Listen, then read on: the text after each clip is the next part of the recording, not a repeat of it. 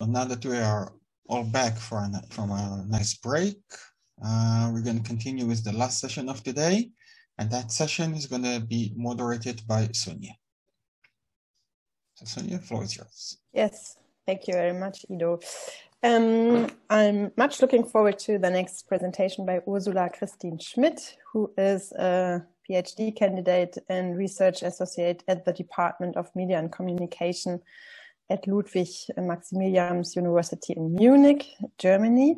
She is working in the KISTRA project on the application of artificial intelligence for the early detection of criminal offenses. And her PhD project focuses on the perception, processing, and the effects of humorous online hate speech. So I guess she's particularly interested in memes. And her presentation is titled How Social Media Users Perceive Different Forms of Online Hate Speech, a Qualitative Multi-Method Study. Ursula, the floor is yours. Okay, thank you so much, Sünje. I'm trying to put everything on screen. Okay, wait a second, please. So, okay, I hope you can see everything. Okay, perfect.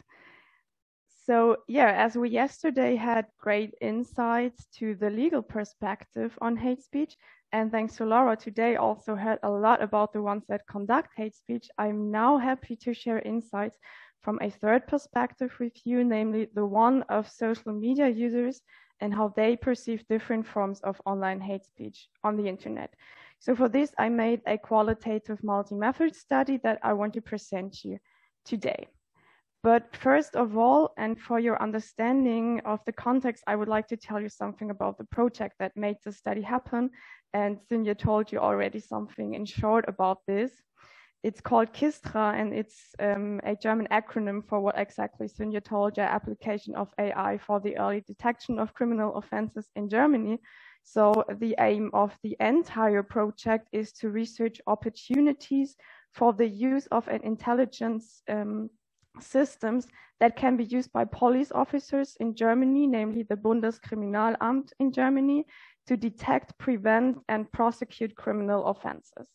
So at the LMU in Munich, we have a kind of special part because we're doing the social accompanying research by investigating the conditions of perceptions and effects of hate speech. So we are focusing the ones that are confronted with these kinds of incidents like every day when they are scrolling through Facebook, for example. Okay, within this project, we have two big steps. The first one is the qualitative study that I present you today. So I will tell you something about the methodological approach and will share our findings with you. And right now we are planning the second step, namely a quantitative study in combination of a representative survey and a quantitative labor study that will be based on the findings that I will show you now. But probably you will ask yourself right now, why do we especially need to investigate social media users' perceptions of online hate speech, and especially when we're talking about hate speech prosecution and all these legal aspects? So this is a kind of call for focusing always on also recipients' perceptions and the bigger context, referring to the discussion we had yesterday morning, that context of hate speech is always key. So we know that basically hate speech is a big problem all over the world. In Germany, 78% of internet users stated 2021 that they had previous exposed online hate speech. But these online users don't have these legal definitions that we discussed yesterday in mind when they state something like this. On top of that, we have, especially in communication science, so many studies on the prevalence of hate speech and the dissemination, but there is a clear lack of information on first, how different groups of people react to hate speech, and second, whether different forms of hate speech are perceived differently, because there's not such a thing as the one hate speech incident. So basically that's a pity, because we know that social media's user intervention is clearly needed to counter and report hate speech, because they are the one that can do bystander intervention, for example. And also knowledge about the influence of individual characteristics and contextual factors is important to develop intervention strategies against hate speech. So we clearly need to focus more closely on the audience and the whole context of hate speech, especially on social media. And this is why we decided to design an explorative study with a qualitative approach and to investigate on perception within a broader contextual setting. So we decided to investigate 3 factors, and these are the personal characteristics of internet users that are confronted with hate speech. Second, the presentation form of hate speech. And last but not least, content-related characteristics. So, of course, these characteristics are based on a theoretical background.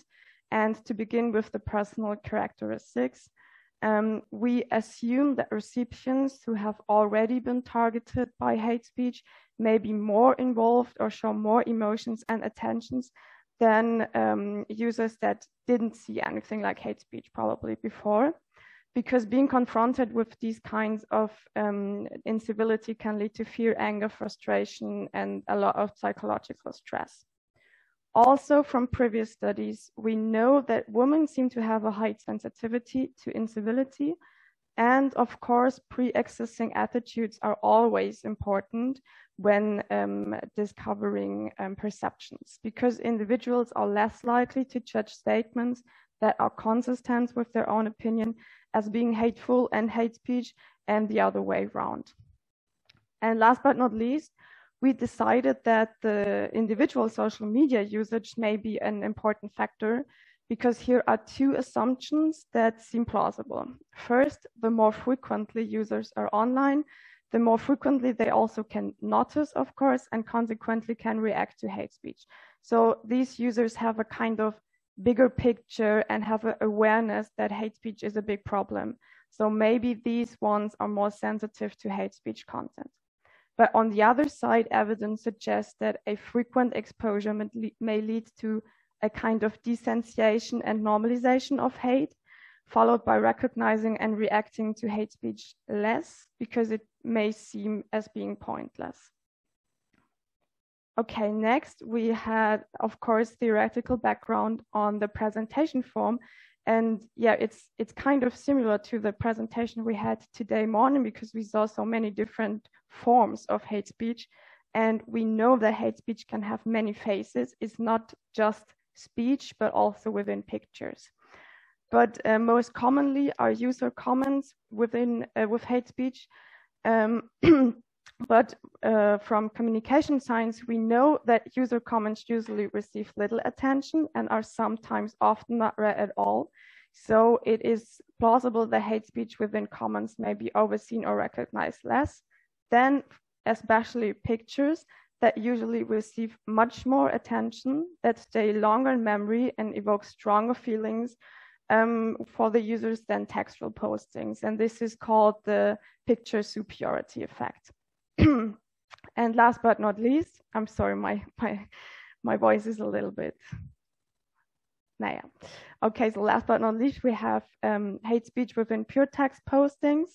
And these are often long text passages that are also often not read at all.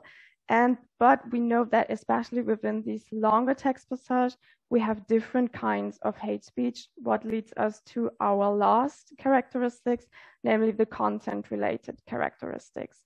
And here, this is a kind of discussion we had yesterday on hate speech directness and its lawfulness. So in communication science, we differ mostly between direct and indirect hate speech. Direct hate speech is kind of these red flag words we had yesterday, because it's often associated with its relevance under criminal law. It's kind of in your face, featuring insults and explicit verbal attacks, etc. And for example, insults that are rated mostly incivil and harmful.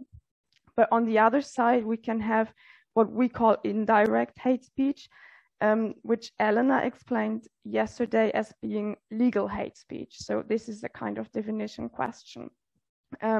This is kind of subtle but intended form of disparaging other, which could be covered by spreading negative stereotypes, in-group evaluation, or prejudice.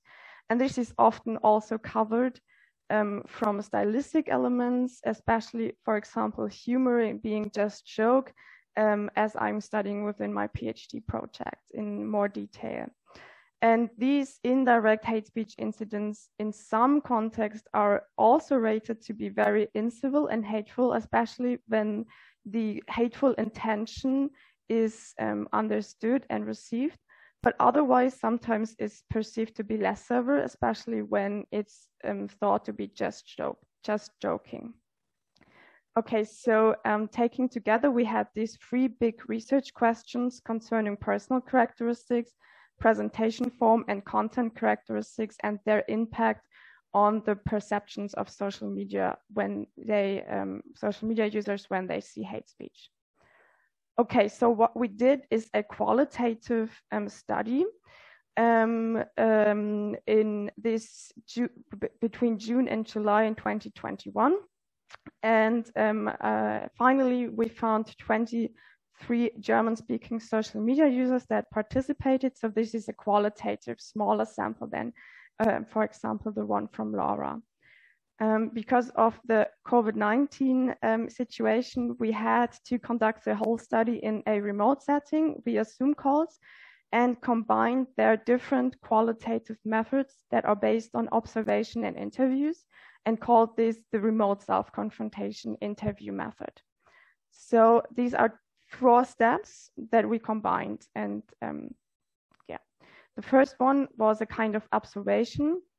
And we observed our participants when they were scrolling through a fictitious social media feed. And within this fictitious social media feed, we integrated different forms of hate speech. Second, the heart of the study appeared. This was the so-called self-confrontation interview, discussing the content and participants' reactions toward it. So participants were reconfronted with the context for a second time. After that, a semi-structured interview followed, and last but not least, additional short tasks that were sometimes also quantitative, for example, regarding the reporting of hate speech. Okay, so our stimulus material, as I told you, was a fictitious social media feed. So we designed 80 postings on our own and designed this social media page that didn't exist and named it Horizon. Within these 80 postings, we integrated 9 hate speech postings that were oriented on posts that we got from the Bundeskriminalamt. So they were designed like something that was reported before. So it did really exist, these kind of hate speech. Yeah, of course, within the stimulus, we integrated different combinations to investigate on the characteristics we defined before. So, of course, these are only some of the possible hate speech incidents, but we tried to combine them in different ways. So we had textual hate speech and visual hate speech, and integrated different forms in terms of directness. So we had some kinds of direct hate speech, for example, with insults, threat of violence, or incitement of the people. And on the other side, these kind of indirect hate speech forms, especially through humor. To have different contents, we integrated also different targeted groups like Jews, women, or Muslims. But unfortunately, on the basis of this design, we're not able to distinguish our results between different target groups, because this is not, we can't do this with this design. Okay, so here you can see an example. What we did here is a comment, and here a kind of visual hate speech. So it's posted in German, but if you want to, we can show it afterwards again. Okay, so stepping now to our findings, what we found in general is that hate speech was often not recognized or scrolled over, especially within the younger generation, because they are scrolling through Facebook, for example, very fast. But when hate speech was perceived, in most cases, it led to negative association and emotion within our participants. So I could also observe like head shaking, raised eyebrows, etc. But altogether, the motivation to deal more intensively with hate speech was very low, and most participants stated this is due to self-protection and they wanted to see harmful content at all.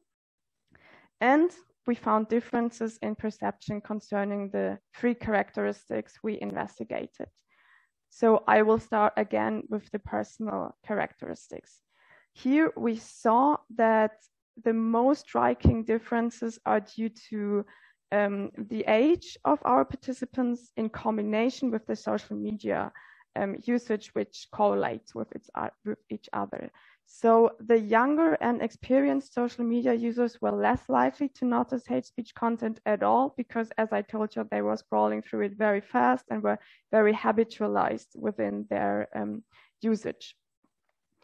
Also, when they noticed hate speech, these users engaged less intensively with the incidents because they found it often more pointless and not useful to do this than the older participants who tended to use social media also less frequently.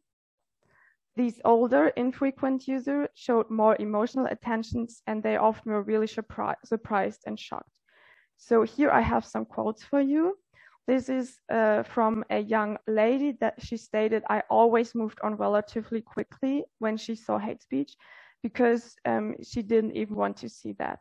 And on the other side, the older participants often told us that they were really shocked because they can't felt that something, they didn't believe that this can be true. They had to read it again and had more attention to this. So basically, we found tendencies to a habitualization and normalization of hate speech with a frequent confrontation, which is, in terms of bystander intervention, a kind of dangerous finding and a dangerous development. And one participant summarized, she said, "Well, I think when I see something like that for the first time, it really affects me. But if you already know it, so these hate speech incidents, then you are more resistant to it." Okay, but on top of that, in the end, every individual act individually to some extent due to very individual characteristics of every social media user. So we also found that past experience, for example, strongly influenced the perceptions and the reactions. For example, we had a participant who had a really high level of hate speech awareness. Another participants had past experience of being targeted by hate speech on their own. And some participants had shared their personal biographic history. For example, one man told me, "Those are points where I noticed how it surged inside me, and that's what drove me to burnout. Such disdain, such devaluation of people, for me, that's the worst." So basically, I could understand why he reacted very emotionally and found some hate speech elements more severe than other people did. Okay, so stepping next to the presentation form of hate speech, we were not surprised that images attracted generally the greatest attention, both qualitatively and quantitatively. And this is also why visual hate speech was thus perceived more frequently than textual hate speech, especially when the content was unusual, for example, when it covered SWOT discourse, because the participants didn't see something like that every day. So it's kind of shocking and you see it. On the other side, hate speech within user comments were often overseen. And this was mostly explained because the main post wasn't of interest, so the topic wasn't of relevance, or comments are generally ignored. Like one woman told me, "It's stupid to just comment. She doesn't read them anymore because they are totally devoid of content and mostly negative."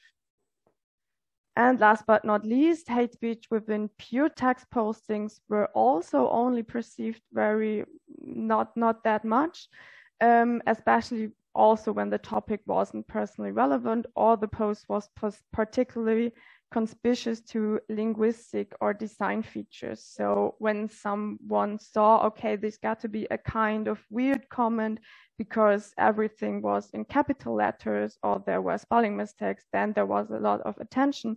But when this was just a pure text posting, nobody read it. After the first impression, also, visual hate speech, mostly direct visual hate speech, was dealt more often and more intensively. So also more emotional reactions arose from visual hate speech, because it was hardly possible to avoid these kind of hate speech because they were so present. And somebody told me that knocked my socks off because was so present, yeah. And this is also why visual hate speech remained afterwards more strongly in the memory, because these pictures were burned in. In terms of reporting, this was more content depending, but also here we saw that visual hate speech was considered to be more drastic, for example, than user comments, and as a consequence was more often reported, or the participants told us that they wanted to report this. So within pictures, they were often described to be so terrible because within pictures, there are so many hidden messages, whereas comments thought not to be that bad than pictures because they are told that there is something else and not that bad. Okay, so last but not least, we're coming to content-related characteristics. And here we also saw, not surprisingly, that direct punishable hate speech was more likely to catch the attention due to insults, etc. And also when these direct forms were presented visually, especially when, there were sexist or degrading comments. On the other side, indirect hate speech was often not recognized as such, and often because because some participants didn't understand the content at all, because we had some indirect hate speech that was covered within memes, and this is something that not all participants understood. And we used irony, for example, and this is also a thing that not everybody understood and did not see that this could be harmful for some people. So, for example, somebody did not know what a meme was, so he didn't bother with it anymore. After that, a more cognitive elaboration started. Direct hate speech led also to more emotional reactions, anger, and in rare cases to aggression, as we can see here. One participant told me, I really think he should be punched in the face. So here you can see that aggression can lead to aggression, and this is, such a reaction isn't the best reaction, and we could do better. But also we see that indirect hate speech was often not recognized and not perceived to be rude or problematic, and especially when it was designed humorously, it was often thought to be relatively funny. But very interesting, also the further elaboration of indirect hate speech sometimes altered their perceptions and elicited stronger reaction when the hateful intention was identified afterwards. For example, one woman saw a hate speech meme, and she told me that she first laughed briefly because she didn't read the text but only saw the pictures, and she really loved the pictures because she knew the meme and that it's kind of funny. But then she read the text and understood the hateful intention and was kind of shocked and didn't like it anymore. Okay, and now to the effects from different characteristics based on the content.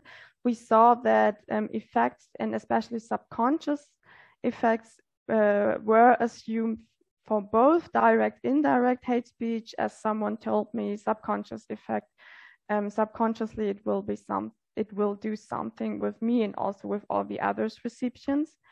But direct hate speech, and that one that was relevant under criminal law, was reported more often because the decision to report content was mainly dependent on assumptions about the relevance under criminal law.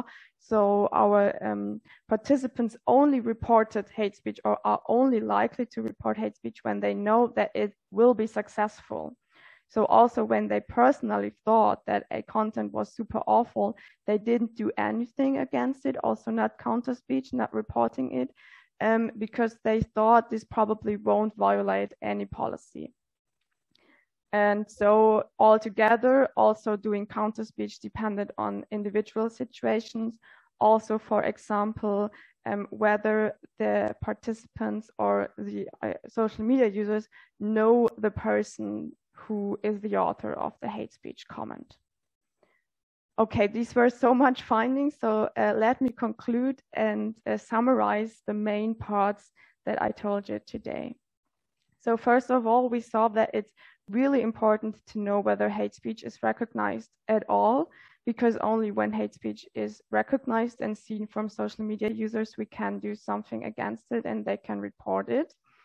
Not being surprised, prosecutable direct hate speech appeared most drastic and hateful, especially when designed visually.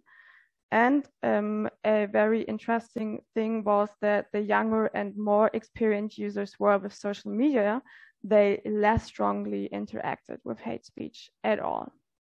Overall, we also saw that their perceptions exceptionally depended on individual attitudes, norms, and experience. And we believe that it's clearly worthwhile to examine all these individual and contextual differences when researching hate speech, because content is important not only to know how to deal with hate speech, but also to know what harms it causes to the recipients and the target groups. And another important point is that indirect hate speech can be unethical but legal, a wording that I added yesterday after our discussion. We see that especially within these hate speech elements, bystander intervention and counter campaigns are crucial because we can't do something against it legally. And there is clearly a need to strengthen media literacy in the area of indirect hate speech, but also with humorous and visual hate speech elements that people can understand it and also react appropriately to it. So based on our findings that are altogether just qualitative, we are aiming to make a follow-up study in a quantitative design to have a bigger sample.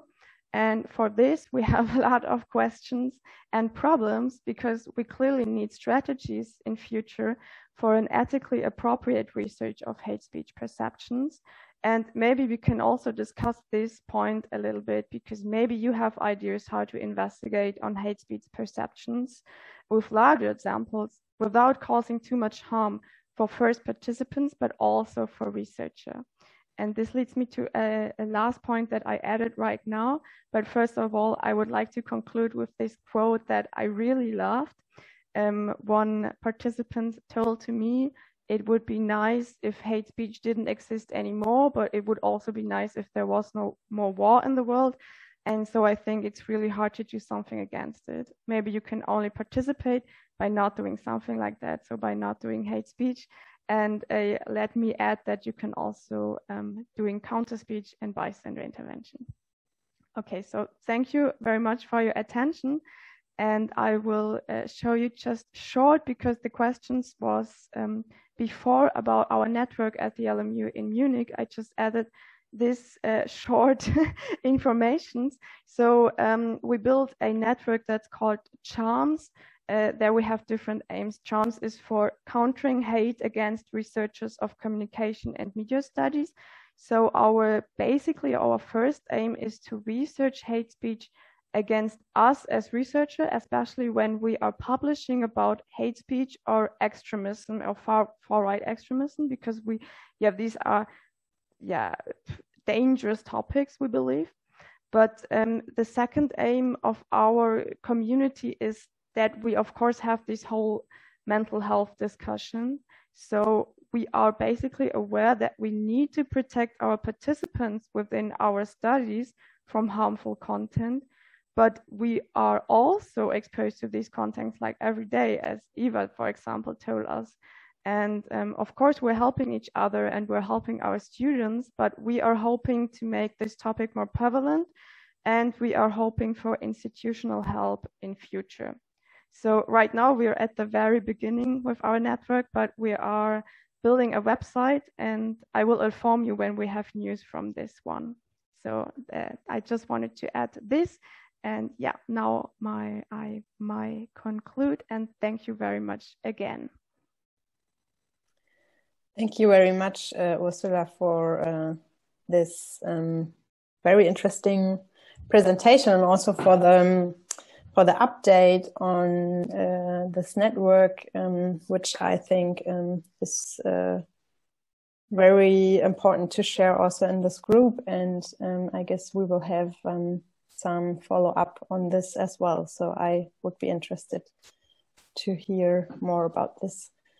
I'm just checking whether there are already some questions. I don't see. Yes, we have a question from Ido. I think he was the first one. I also have some question and remarks, but I will keep that for later. And then Ido. Thank you, Ursula. Very interesting, very enlightening. My questions are coming from more of a general curiosity following that presentation. And I have, let's say, two questions at the moment. One, when you look at the reaction to hate speech, do you consider the position of that person or the privileges of that person in the population?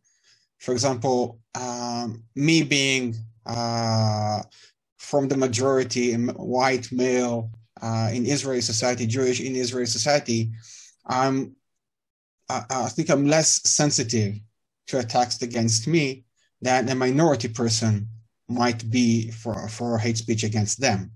So do you consider that aspect when you research the reaction to hate speech? And the second one is about the cumulative effect of indirect hate speech. I mean, on its own, one by one, is not necessarily either illegal or even that harmful, but there might be a cumulative effect of more and more reacting. On the other hand, there is that question of becoming less sensitive to the same level of hate speech, and you will only be more reactive to a more serious type or a more extreme type of hate speech once you get accustomed to a certain level. Thanks. Yeah, I will direct answer your question. Thank you very much for these two that are definitely two big questions and two really important questions.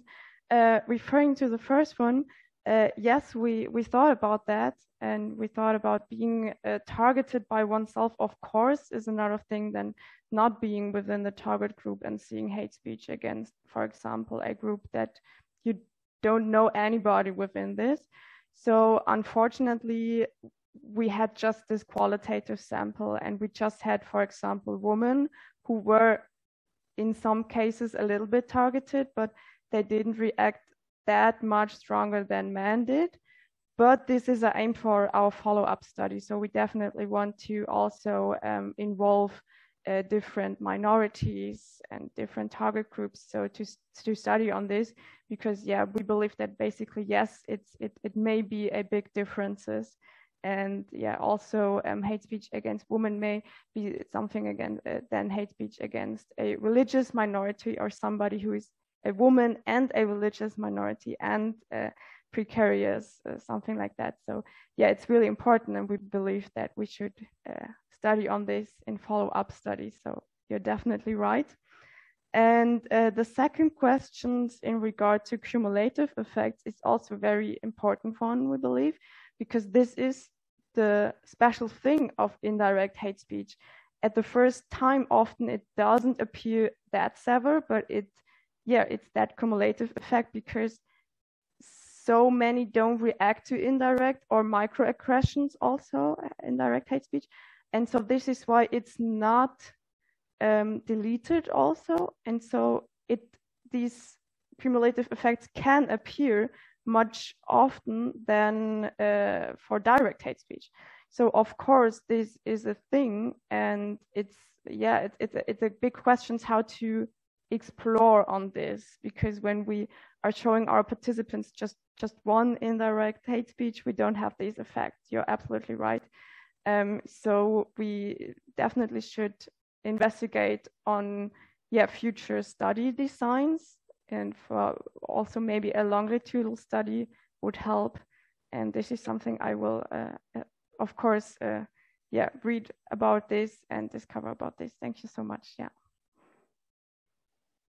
Maybe just to add here, a finding from Content Analysis Suite that we also categorized hate speech following different steps of extremeness, so to speak. And one major result was that less extreme examples were much more often in our sample than very extreme forms.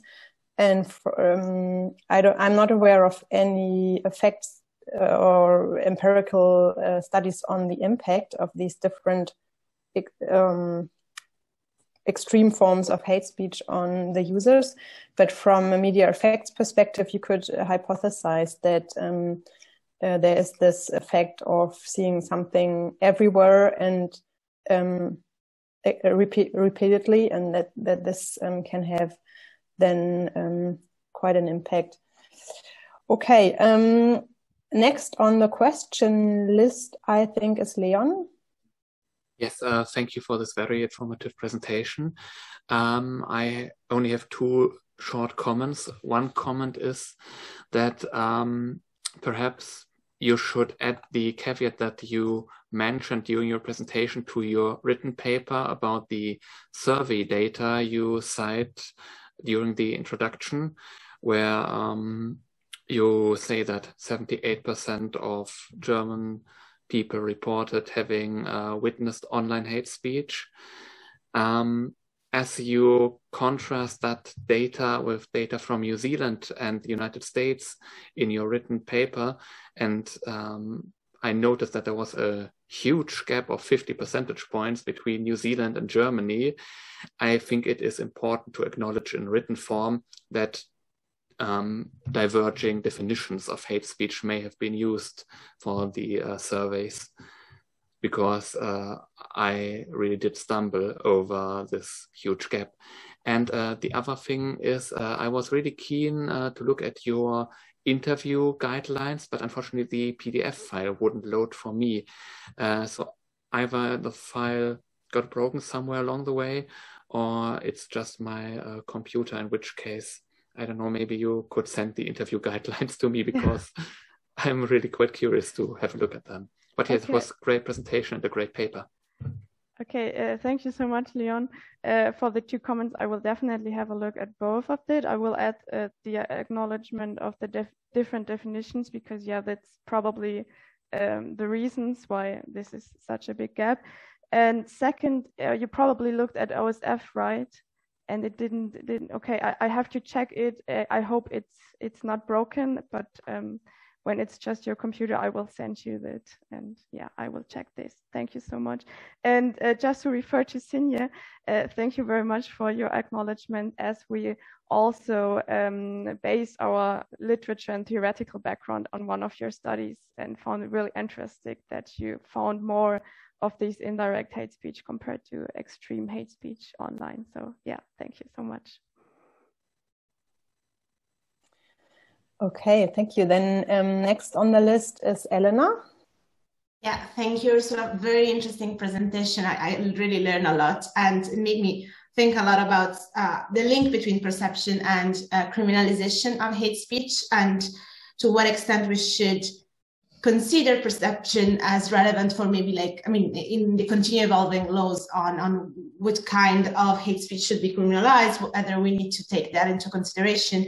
And in a way, this links with a robust plan of action, and one of the threshold test element is the imminence and the likelihood of harm. So of course that is definitely linked with how it's perceived by the people, although I find it quite tricky in the sense that how can you actually assess the, I mean, like the perception, like of course you done a really, really interesting and great study, but at the same time, those kind of indirect effect and those kind of maybe effect that you can see only along the way may not be visible at first. So if you base like policy initiatives and legal initiative on the basis of an initial perception of hate speech, they may be quite not biased, but like problematic in the long term, especially linked to the cumulative effect that Ido was referring to. But my question for you is, in a way, related to the definitions and touching on what Leon asked you before. I believe when you did a study, you share a definition of hate speech with your participants, but as we see the different perception from young and more experienced users versus the older and less experienced users, did you do a kind of like test at the end of what is their not perception, but their understanding of hate speech, in the sense that like they didn't realize that, they didn't think that some of the content that you consider hate speech was hate speech, and they didn't report it because you said maybe it was not amounted to criminalization, so it was that ethical, unethical but legal. But were they then coming up with different definition for what they thought was hate speech? In a way, kind of like, after seeing all this hate speech, what their understanding, because of course what is scary is that they may consider something normal, what you say normalization and habitualization is also normalization of seeing hate speech and not considering that hate speech, and then acting upon that, believing that that's legitimate speech. So it would be very interesting if at the end of this study you do kind of like a end of study test, where you ask them, so how would you define hate speech? What is in your view hate speech? And then what is your feeling about that? But really interesting study. Thank you very much for sharing. Yeah. Thank you so much. Maybe I can comment on this shortly. First of all, before we showed them the social media feed, we didn't told them that it's about hate speech. So we had no definition at the very beginning. Just like for ethical reasons, to be okay, maybe you can see something that will not be that good for you and something like that, but we didn't told them that it's about hate speech, and we wanted to see which kind of content they recognize at all. So this was also a big question. So is it recognized at all, or just scrolled over? So this was for our first question. And yeah, of course, this definition problem and a question is a really big one, and yeah, probably we can add this to future studies. And in a little bit I discussed with some of participants about this, and yeah, it's really individual, and all of them told us that it's not that easy to have a clear cut between free speech and hate speech, because also indirect hate speech was sometimes considered to be that bad, and some others told me, okay, I personally don't believe that this is bad, but I know for my best friend this is extremely bad.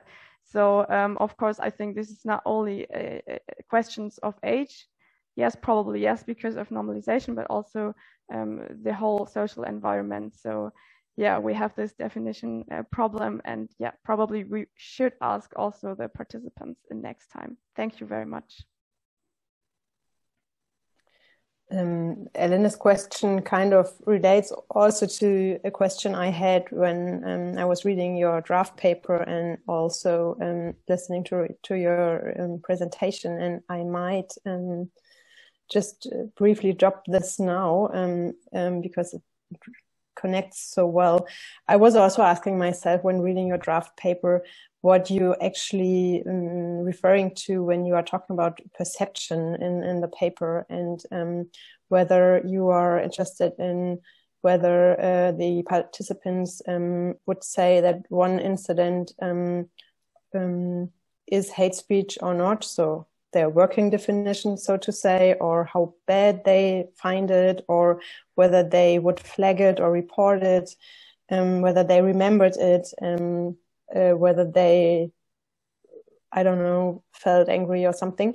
So there are kind of several dimensions then throughout the results section, and I would find it helpful to have like at the beginning of a paper a section where you explain to what dimensions of perception you're actually interested in, and then also what you did or what you asked them to research or to analyze what you're interested in. And then related to that, I guess it would be that would strengthen your paper as well if you then related to this make more clear to what body of research your research is adding, and so put forward a bit more the relevance, because there are so many directions that your results could connect to and then add to the literature. And I guess if you have like a section dedicated to this in your paper, that would be really good. Okay, but now next one is Carolina.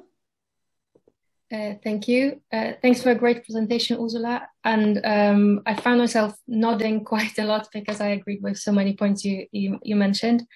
For example, the fact that we need media literacy around indirect hate speech. I think that's so true. And especially that we know that that normalization can be counteracted, can be reversed even through education or just raising awareness. And my question is about the point about presentation form, when you were talking about how images attracted greater attention, which is on one hand obvious, right? We know, of course, like our eyes go quickly to images, but I was asking myself if there's a bit more to it. And I was wondering also, based on our research, if this is perhaps because text postings and users' comments are attracting people who are kind of already looking for it, or already, looking for confirmation bias of their prejudice. And these are people vulnerable to radicalization as well, because they are looking for answers that they are maybe reading more closely than those people who participate in your study, who represent probably the average a user of the internet who is just scrolling through. And yeah, sometimes not even noticing. And that would be also true for indirect hate speech in text. In user comments or text postings. We know about things like dog whistles, right? That are kind of meant for a specific audience. So I was wondering if this is something you already thought about. And also, before I forget, thank you for telling us about the Charms Network. I think it's a great initiative. So yeah, thank you very much. Okay, I will add some comments. Thank you so much for the acknowledgement. So concerning the presentation form and the questions, whether the ones that are more interested in the textual postings, this is definitely a point. And yeah, I also believe that there will be differences in the also the usage of different kinds of networks. But within this study, our aim was to investigate on the kind of normal social media users. So this is also why we designed a platform that is more likely than Instagram or Facebook, and not something like 4chan or something like this. And of course, I believe that someone who's going to 4chan or someone who's going to read something about these kind of content will have a different perception, a different reception at all. So yeah, probably there are so many ideas for future studies, and this can also be one. Thank you so much. And yeah, dog whistling, of course, is also a point. We didn't in this study integrated that much because we thought that the normal social media users sometimes don't understand it at all, as we saw within the meme sections. But this is, of course, something that I will discover in my PhD project, because it's something that is often covered also with humorous depictions. And yeah, I will definitely have a look on this further. Thank you. And then we also have a question from Giovanni. Thank you so much. It has been really interesting, also because it's connect a lot with some researches we are doing here, especially in the African continent, concerning the flagging of hate speech. So it's quite interesting also to see this intersection. And now I was wondering about the methodology, because we are also working on defining or structuring or maybe a survey or something like that. So and we have a lot of questions in terms of how to do that, especially concerning the sample of people we want to involve. Also, because if you apart from the peculiarities of Africa, of some African states, of course, they change completely the difference, but also it depends also, as you know, on the sample and also the understanding of hate speech, or even across generations. If you think about the young people probably that attend university in those countries this of hate speech rather than people in rural areas, like in some countries, like in Eastern Africa. And so I wanted, these just examples to say that it would be great to hear more from you about the methodology, the choice of the sample, and why at the very end this research on hate speech is so much, in a way, the more I hear about research on hate speech, the more I see the struggle with finding, like, I cannot say a global analysis for sure, but at least regional. Because even in the same state, if you think about, there are regions of our states where there is a completely different thing about hate speech. So this is actually underlines also what we stressed yesterday about the nuances of hate speech and how much probably even for the law it's difficult to say what hate speech is, So just listen a little bit more about the methodology, the sample that you can probably propose to find a more, let's say, common framework to study broadly, to find a kind of broader framework to study hate speech, since sometimes even changing from one small sample to another one probably could even change the perception of hate speech. So it could lead completely to opposite results. I mean, it's social science, it's not art science, so we are aware of that, by the way. Yeah. Thank you for this comment, Giovanni. And yeah, of course, I will share some insights for our methodological and our sample, of course. So I have it here. So we had 23 German-speaking social media users. So it was just Germany, obviously, but we wanted that they all of them use social media at least one time per week. So that it's not that special an artificial setting, because we had an artificial setting, but we wanted that they normally also use some sites like we designed. And we had something that we call quota plan.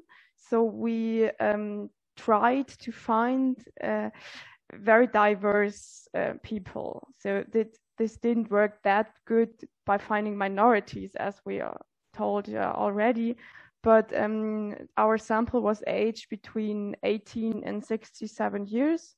And we had 12 women and 11 men. So we showed that this is kind of separated. And we also distinguished between education, but we couldn't be that clear-cutly when we do qualitative research. So we had the half of our sample had German Abitur, so college degree or higher, and half of them didn't have a Abitur. So to have a broader sample, and not only to have students in this qualitative study, which will definitely have had another impact. So as we saw, of course, age had a big impact and social media usage had a big impact. So of course, probably also different countries would have different results, but probably so our basic interest. So especially, for example, on the presentation form, I believe that this can be something like a little bit more general than something when we go deeper to the content, when we go to target groups, for example. Of course, anti-Semitic hate speech in Germany also appeared really bad because, of course, also the German context and so on. And we know that it's in some states it's not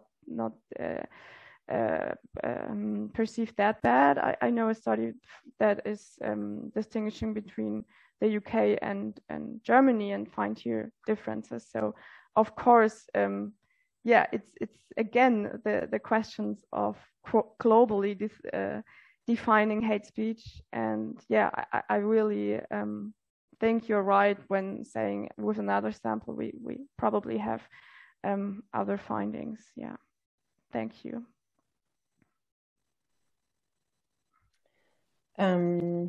Okay, I'm seeing just now that there is a question coming in from Laura. Yeah, thank you, Ursula, for your presentation. It was very interesting to read your paper. And I have a related question, but regarding your follow-up study that you are planning already, I think. And I wanted to ask whether you're still planning to use a marked version of social media or rather using data from social networks, from social media platforms. As I did understand you right, that we are going to design the stimuli by ourselves, or are we going to use real hate speech content? Yeah, and also if it's an experiment, or is it going to be rather like a survey related with data from social networks? Yeah. So basically, we have a few problems with our study right now. So we are planning like every day. We have other ideas. So first of all, we wanted to have a representative quantitative study with experimental stimuli from social media networks, but we decided that this won't be okay in terms of ethics, research ethics. So now we are separating into two follow-up studies. First of all, we will have a representative survey, just with queries on perception in general and hate speech perception in general. And after that, we will have a labor study where we definitely will use stimuli from social media networks, and how they will look like, I don't know right now, but we are working on this.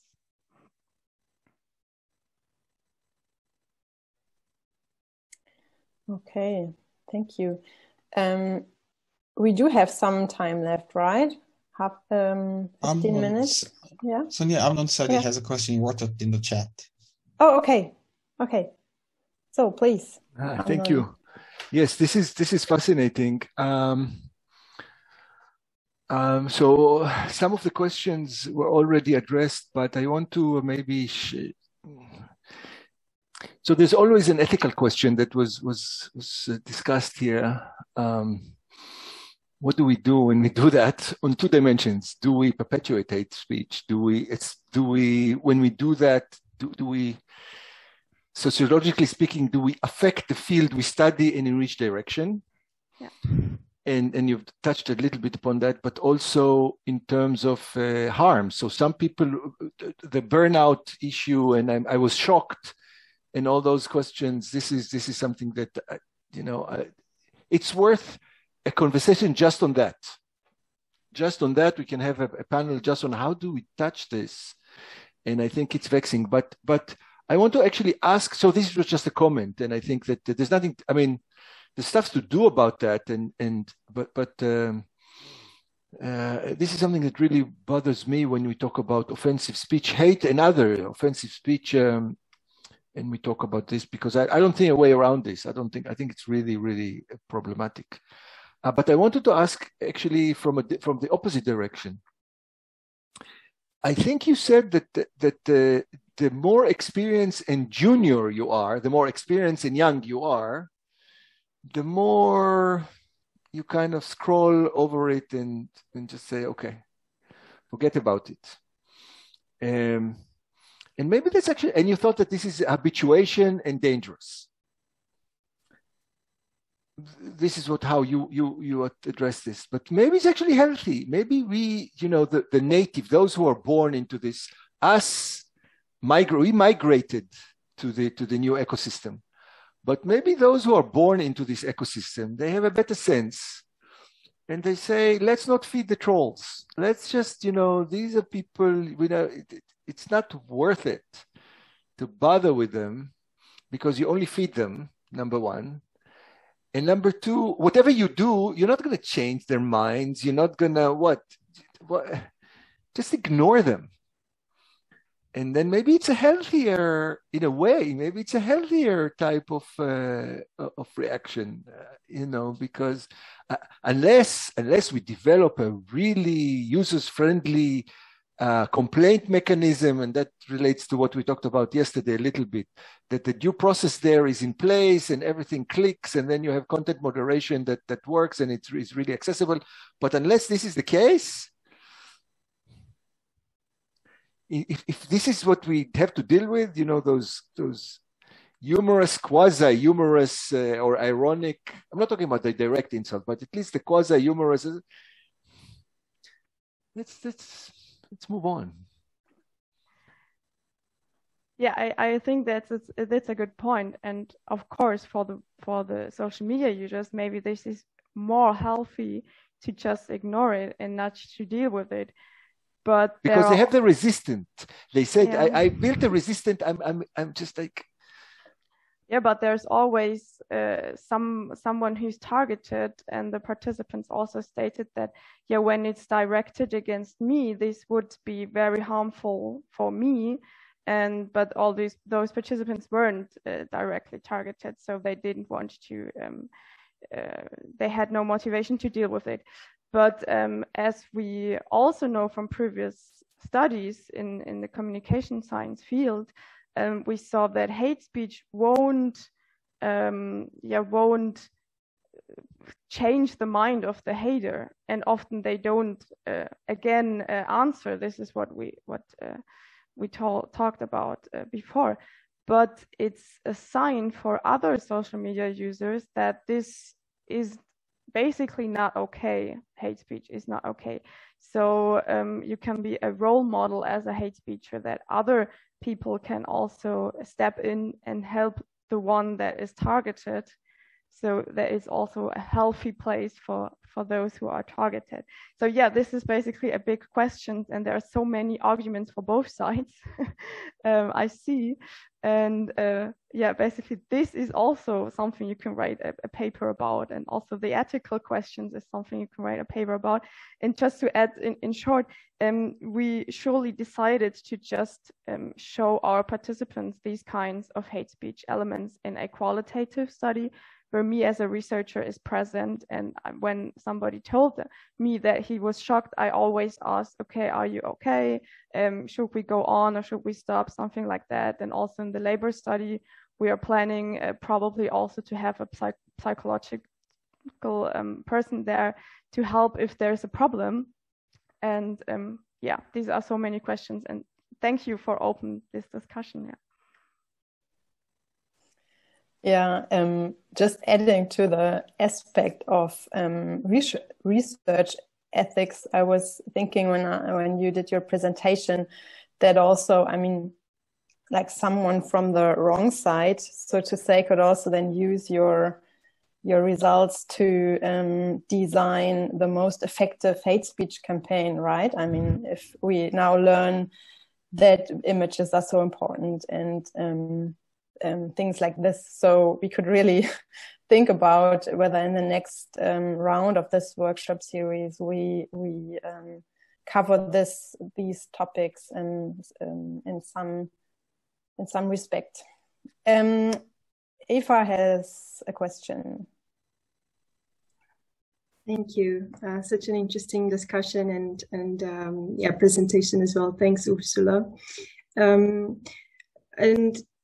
I'm sorry if I missed it, but in terms of the hateful expressions that you've showed to your participants, if I understood correctly, the participants, 12 women, 11 men, and you disaggregated it, education, gender, age, right? And so I was just thinking if out of the pool of hateful comment that you've shown to them, was it on purpose, specifically misogynistic content in this case, because you didn't disaggregate or decided to focus on race, for example? So with these characteristics, depending on what sort of content, of course, you know, being traditionally oppressor or survivor of hate speech, that would inevitably affect the outcomes of whether to react or not, because it's a coping strategy, because you're just trying to survive yourself,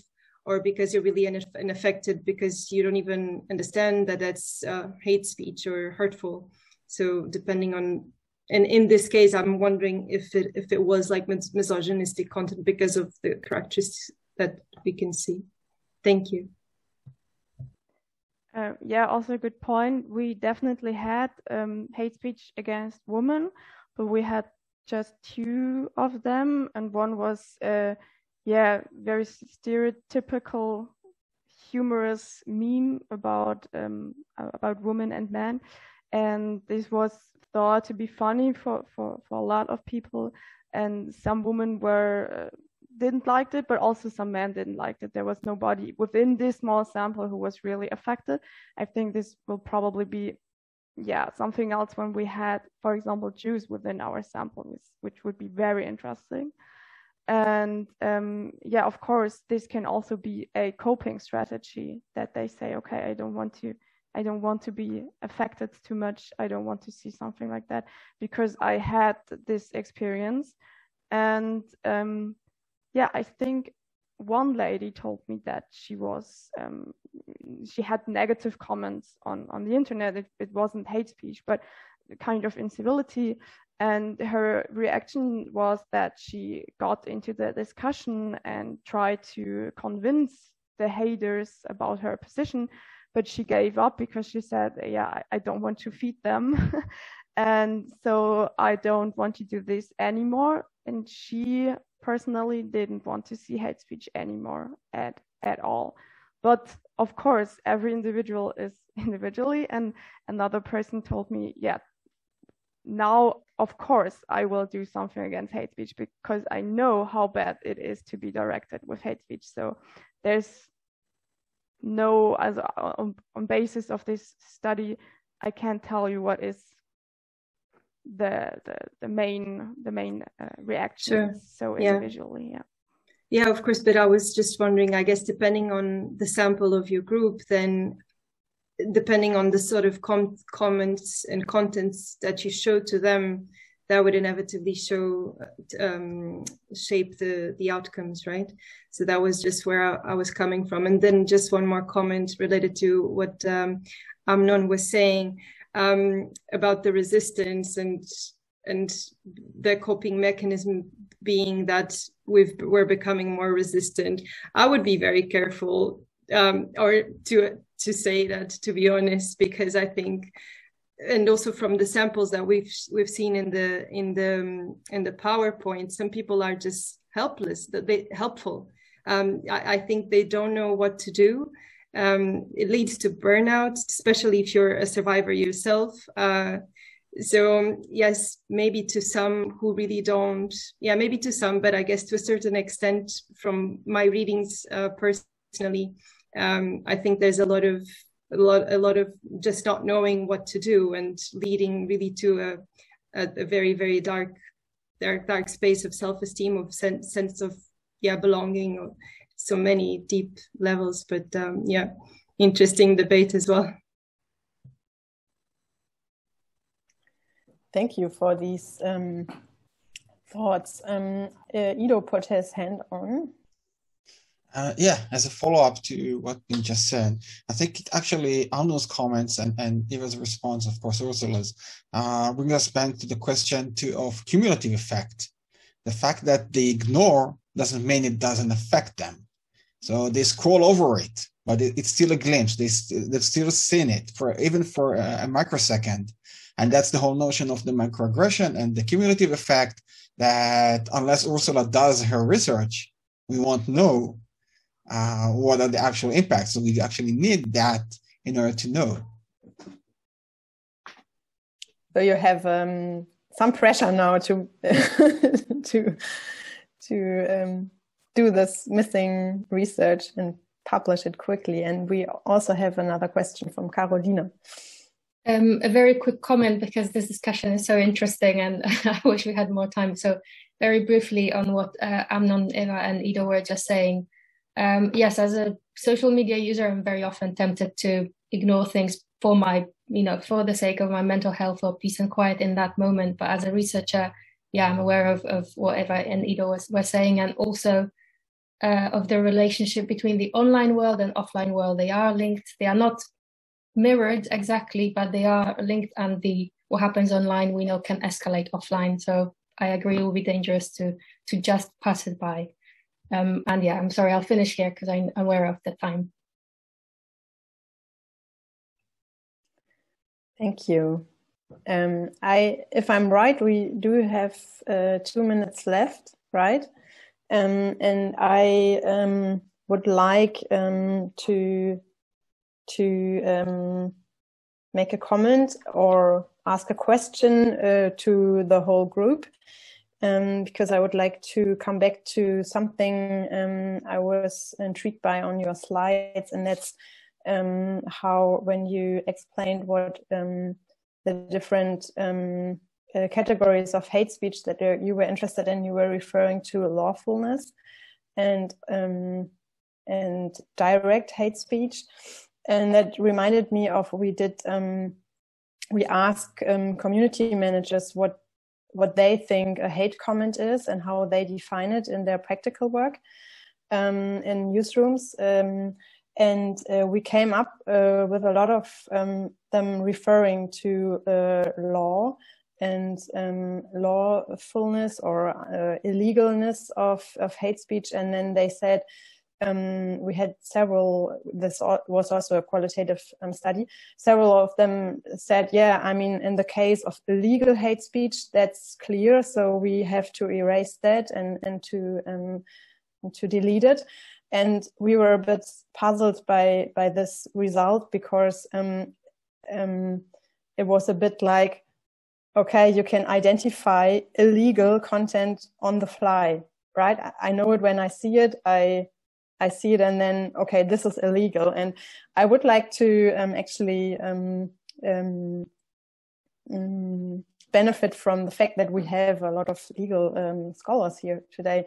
I mean, is this something that would make sense to you? I mean, I was really intriguing me, because as I see it, defining what is illegal or not is a long process, right? And it's not like you can't decide it in the very moment. So I'm asking myself whether this different categories of illegal and then legal but unethical hate speech is something that we could use in these kind of research that we saw today, or that we did in our project. This is more to the whole group, and if someone has an idea on that or a reaction to that, I would be interested.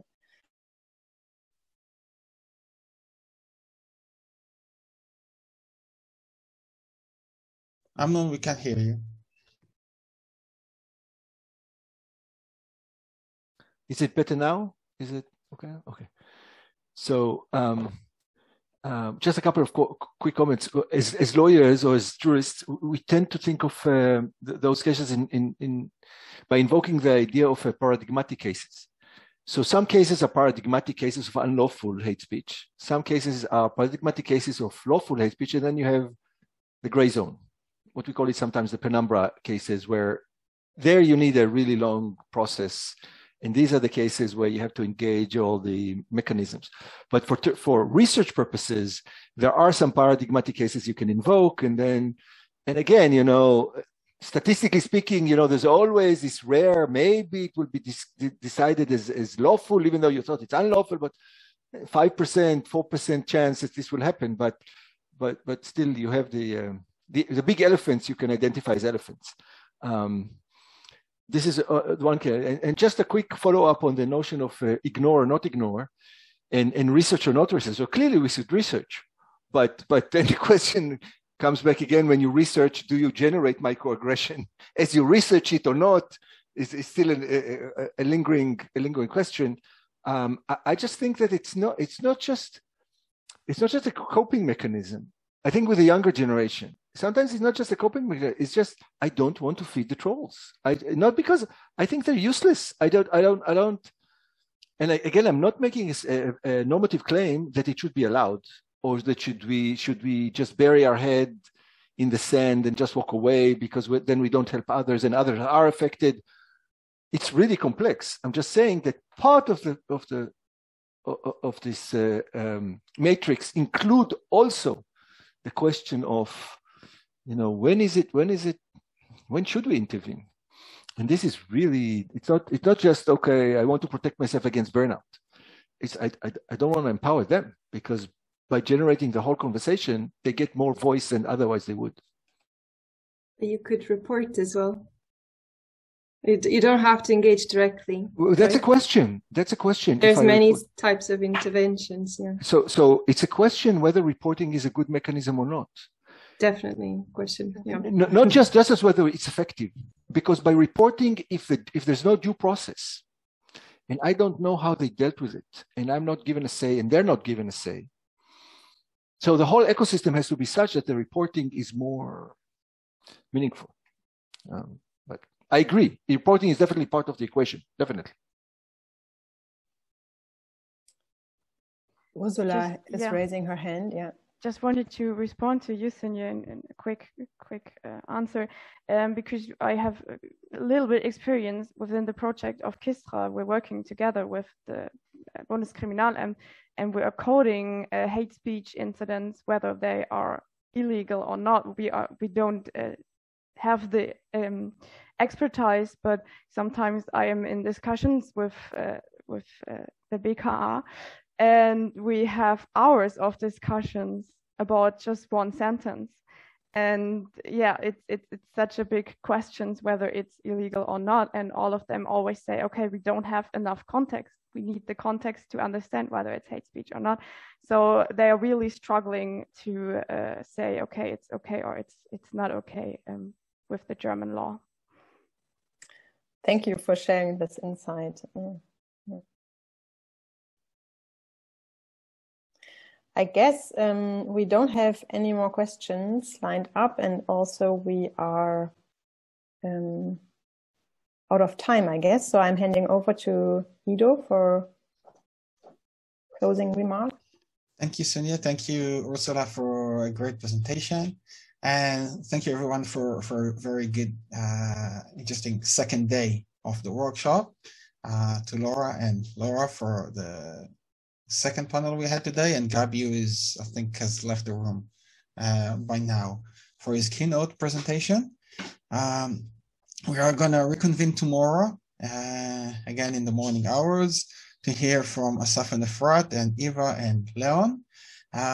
Following Sünje's recent discussion and questions that were presented here, I'm actually thinking about adding about 20 minutes after Leon's presentation, just to have an open discussion, maybe thinking ahead towards the second part in a collective way, towards the second part of the workshop. Would be interesting. Things are fresh and current to hear what to think, because we're going to have some process towards that, and how to think together what can be done in the second session of the workshop. So we're going to update the program accordingly, and I will see you all tomorrow morning. Thank you very, very much for a great second day. Bye-bye. See you tomorrow. See you tomorrow. Thank you. You tomorrow. Bye. Bye.